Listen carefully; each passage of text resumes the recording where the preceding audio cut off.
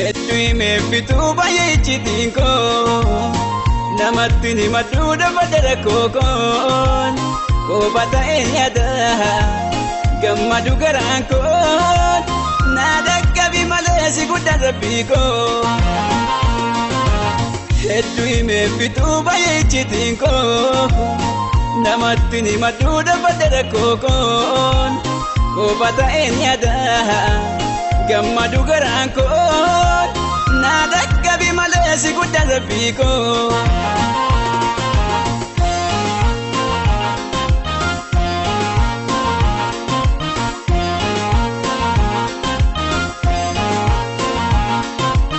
Halkan kun bareeditee nutti dheeratee karaan rabbi nuuf birmadduun jireenyi nu jeeqera akka jirruutaan jirra rakkoo farkan kennineen halkanii guyyaa yaannaan dhalannee takkantee yoo wajjanne nyaanne daarree onuffannee yoo beelonne nyaanne ifaanye maaliif hin baqanne yoo jiru nu taanee jiru yoo dandeenye asteenne wantuma fi kennee hiixannee yoo funeen wanta keenya dhabnee halkan baatirra eeyyama eeggannee.